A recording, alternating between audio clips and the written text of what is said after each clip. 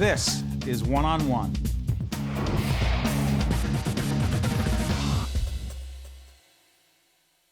We welcome Berta De Pablos-Barbier, who is Vice President Marketing, Mars Chocolate North America. Good to see you. Thank you. I'm very happy to be here. We're at the Performing Arts Center in Newark. Your company is celebrating 75 years in 2016 of a New Jersey connection. Describe that. Yeah, that's correct. I don't know if you know, but M&Ms actually was born in New Jersey. In 1941, the first M&M's peanut was actually produced here in Newark. In Newark? In Newark, absolutely. The first M&M peanut? Ever in the world, here. Amazing. I know. After the demand was so big that we actually moved the factory, still stay in New Jersey, and for nearly 60 years we've been in Hackettstown, where we continue to produce M&Ms today. You know, and by the way, let's go through it. Snickers, M&Ms, Milky Way, Twix, Three Musketeers, Dove. You know them all, and you miss our late born, which is a new product we just launched, which is called Goodness Knows. Goodness Knows. Yeah, isn't that a great name? It's a great name. Now, Berta, do us a favor. For those who don't know the history of the company, which is fascinating, Yes. family. Yeah. Describe it. Well, we are still a family company. Was born as a family company, and more than 100 years ago, it's still a family company. What is great about that is actually that it allows us to be free to choose where we want to invest, allow us to choose that we want to be a sustainable company, and also, you know, when you are in a family company, you think about generations, right? So you are thinking about what is the world you are going to leave for your kids, what are the world that you want to leave for your great kids. So, which means that we are always looking long term. Right. And you know, this is the great thing about being a family company. And obviously the environment is very important to the family leaders of the company. Describe some of the environmental and sustainability initiatives that matter most. Well, there are loads that matter. Just to name a few, and I don't know if you know that, but actually in New Jersey we have built the biggest solar plant in the state. The biggest solar plant? Yes, we have that here. It was built in 2009 and it's the biggest ever built by a food manufacturer, so that's great. We also have a lot of programs about how we are going to reduce the fossil energy. So every year we give us a goal. Every year we want to reduce. So next year we'll be reducing by 25% again. 25. And again, thinking about generation and living in a better world, by 2040 we hope to be at zero.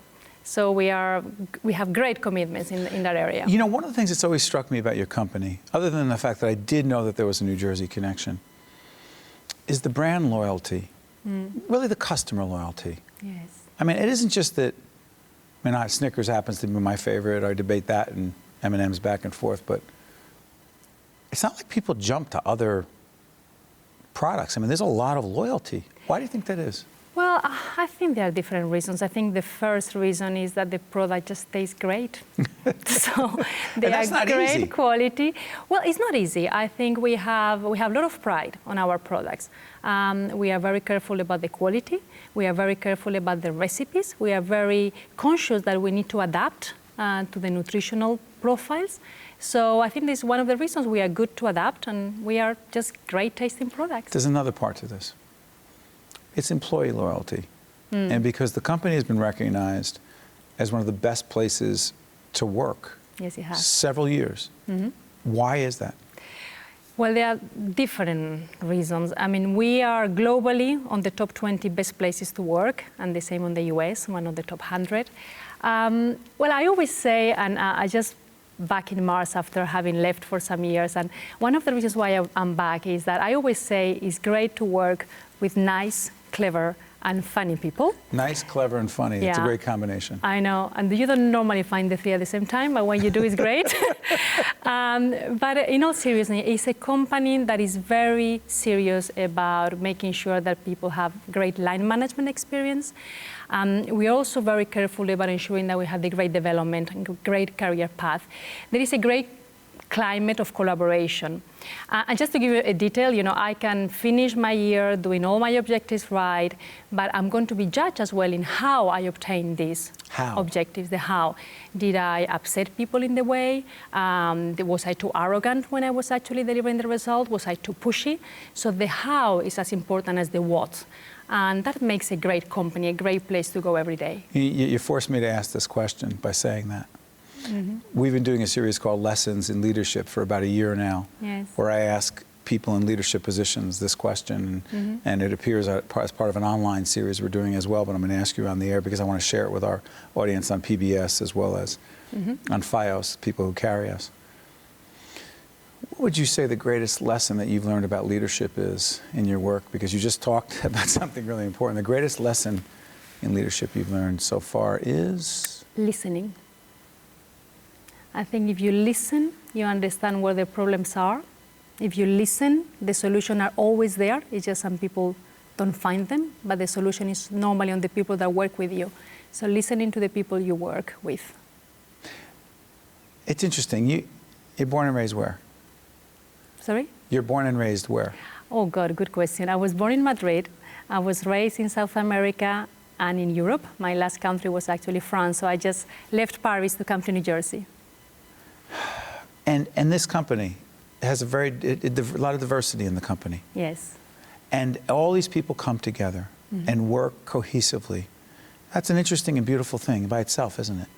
Not easy. It's not easy. I think we have great principles, and mutuality is one of our principles. So we always believe in the win-win. Right. So we can always move together if we both have something that we can win. So that makes it easy. Sorry for interrupting, a few seconds left. The other thing is the company's always giving back. Yes. To the community. We do. Part of the culture? It's definitely part of the culture. As I was talking about mutuality, it's about we all have to win. So we have to get and we have to give. So, for example, in New Jersey, we are very involved with the local communities. Just to name some few, but we are with the Hackettstown Rotary, the Hackettstown Little League, the New Jersey Heroes. There are lots of them. And we actually recently celebrated a Halloween, hosted a Halloween party, not far from here in Newark, just to make sure that all the kids, even those that don't have resources, can enjoy Halloween as well. Well, it's a great company. Mars Chocolate North America, 75 years, 75th birthday anniversary in New Jersey in 2016. Berta, I want to thank you so much for joining us here at the New Jersey Performing Arts Center one-on-one. Thank you so much. Thank you. Thank you for having me. It's been a pleasure. One-on-One with Steve Adubato at NJPAC has been a production of the CAUCUS Educational Corporation, celebrating over 25 years of broadcast excellence, and by the New Jersey Performing Arts Center, in cooperation with NJTV and 13 for WNET.